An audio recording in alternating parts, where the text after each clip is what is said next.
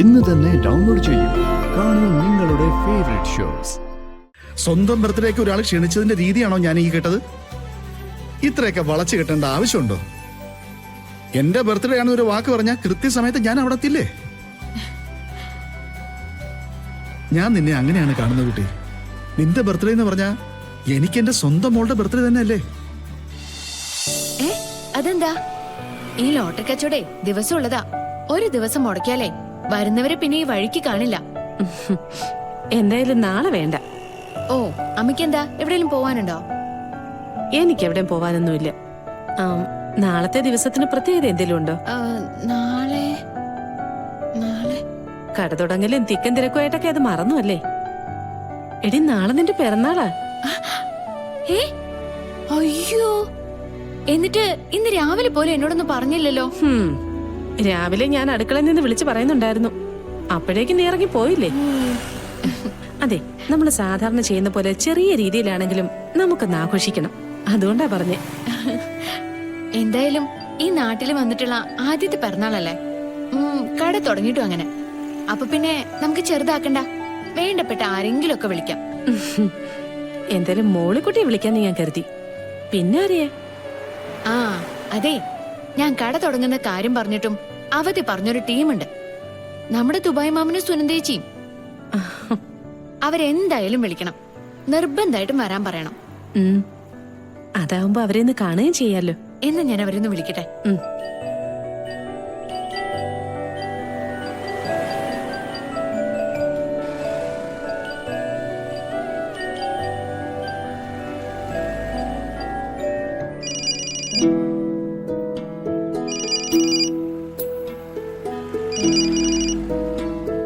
Hello മോളെ, എങ്ങനെയുണ്ട് കട തുടങ്ങിയിട്ട്?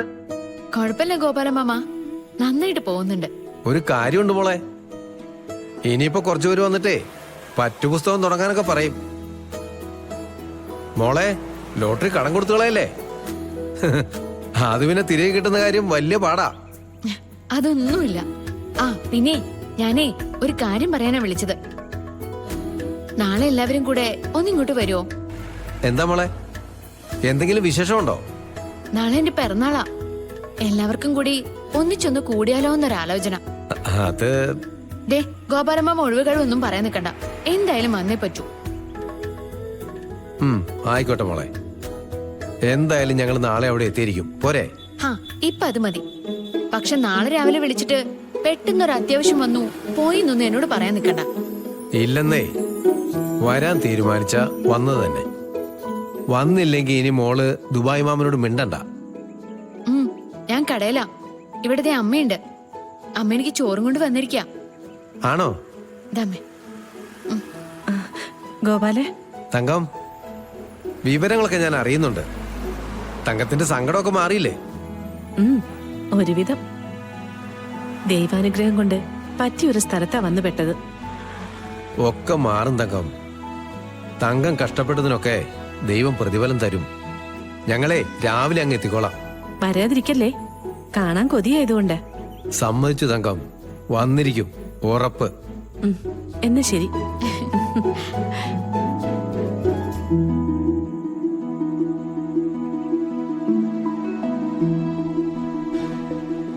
അമ്മേ, അമ്മ കുറച്ചേരം ഇവിടെ ഇരിക്കെ. ഞാനിതേ പെട്ടെന്ന് വരാം. നീ എങ്ങോട്ടായി പോന്നേ? ദാ വരുന്നു. എനിക്ക് ഒരാളെയും കൂടി ക്ഷണിക്കാനുണ്ട്. അല്ല,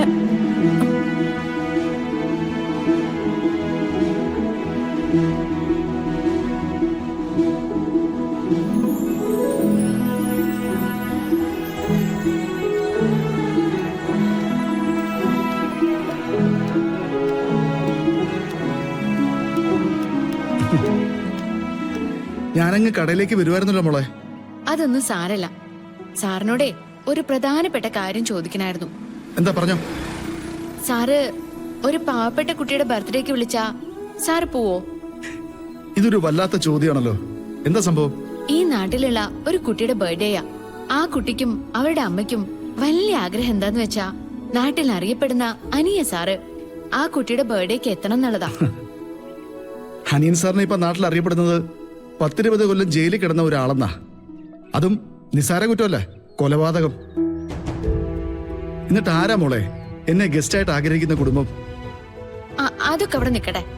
സാറ് പോവോ ഇല്ലയോ? മോൾ ആർക്ക് വേണ്ടി ഇതൊക്കെ ചോദിക്കുന്നതെന്ന് എനിക്കറിയില്ല. പക്ഷെ എന്നെ സംബന്ധിച്ചിടത്തോളം പാവപ്പെട്ടവൻ പണക്കാരൻ എന്നൊരു വ്യത്യാസം എന്റെ മനസ്സിൽ തൊട്ട് തീണ്ടിട്ടില്ല. അതുപോലെ തന്നെയാ ജാതിയും മതവും.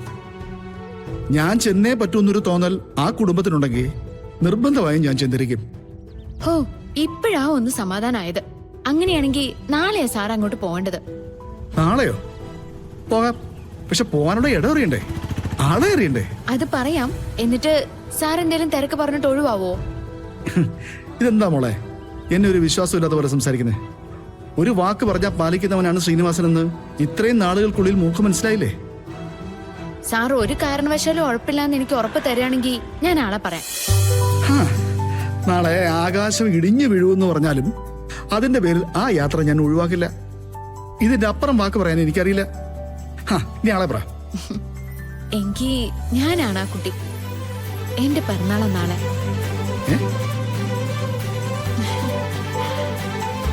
സ്വന്തം ബർത്ത്ഡേക്ക് ഒരാൾ ക്ഷണിച്ചതിന്റെ രീതിയാണോ ഞാൻ ഈ കേട്ടത്? ഇത്രയൊക്കെ വളച്ചു കെട്ടേണ്ട ആവശ്യമുണ്ടോ? എന്റെ ബർത്ത്ഡേ ആണെന്ന് ഒരു വാക്ക് പറഞ്ഞാൽ കൃത്യസമയത്ത് ഞാൻ അവിടെ എത്തില്ലേ? ഞാൻ നിന്നെ അങ്ങനെയാണ് കാണുന്നത് കുട്ടി. നിന്റെ ബർത്ത്ഡേ എന്ന് പറഞ്ഞാ എനിക്ക് എന്റെ സ്വന്തം മോളുടെ ബർത്ത്ഡേ തന്നെ അല്ലേ? അച്ഛനും മോളും തമ്മില് അങ്ങനൊരു കളിപ്പീരൊക്കെ വേണോ? അതൊക്കെ പോട്ടെ. എന്താ എന്റെ കുട്ടിക്ക് വേണ്ടത് അച്ഛന്റെ ബർത്ത്ഡേ ഗിഫ്റ്റ് ആയിട്ട്? അയ്യോ, എനിക്കൊന്നും വേണ്ട. ഏയ്, അങ്ങനൊന്നും പറഞ്ഞാൽ ശരിയാവില്ല. ആഗ്രഹങ്ങൾ എന്തുണ്ടെങ്കിലും അത് അച്ഛനോട് പറഞ്ഞേ പറ്റൂ. സാറ് വരണം, അത് മാത്ര എന്റെ അമ്മയുടെ ആഗ്രഹം. ശരി, ഞാനൊന്ന് ആലോചിക്കട്ടെ. അതെന്താ സാർ അങ്ങനെ പറഞ്ഞേ? മോളെ, പൊതുവെ ഞാൻ ഈ വളരെ പാവപ്പെട്ടവരുടെ വീട്ടിലൊന്നും ഫംഗ്ഷന് പോവാറില്ല. എന്താന്ന് വെച്ചാ ഞാനൊരു മുതലാളിയാണല്ലോ. പിന്നെ മോളിങ്ങനെ ചുറ്റി വിളച്ച് സംസാരിച്ചപ്പോ ഞാൻ അങ്ങ് നിന്നു തന്നേ ഉള്ളൂ. എന്തായാലും എനിക്കൊന്ന് ആലോചിക്കണം. അപ്പൊ സാറേ പറഞ്ഞതൊക്കെയാ? ആലോചിക്കട്ടെ. അപ്പൊ കാണാം. മോളെ, അതെ സർ, സാറ് തീരുമാനമൊന്നും പറഞ്ഞില്ല. നമുക്കൊരാളെ നന്നായിട്ട് അറിയാമെങ്കിൽ അയാളുടെ മനസ്സ് വായിക്കാൻ നമ്മളെ കൊണ്ട് സാധിച്ചിട്ടുണ്ടെങ്കിൽ അയാൾ എന്ത് ചെയ്യും എന്ത് ചെയ്യില്ലെന്ന് കൂടി നമുക്ക് പറയാൻ പറ്റും. അങ്ങനെ എന്നെ കുറിച്ച് കൃഷ്ണമോള് ചിന്തിച്ചിട്ടുണ്ടോ എന്ന് ഞാനൊന്ന് നോക്കട്ടെ.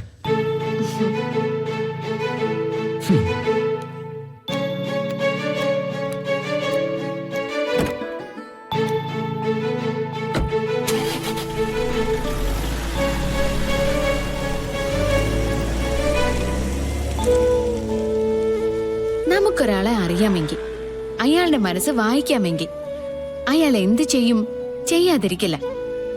സാറിന് എനിക്ക് നന്നായിട്ട് അറിയാം. സാറിന്റെ മനസ്സ് എന്താ വായിക്കാനുള്ളത്? തുറന്ന മനസ്സല്ലേ? അപ്പൊ വരും, ഉറപ്പായിട്ടും വരും.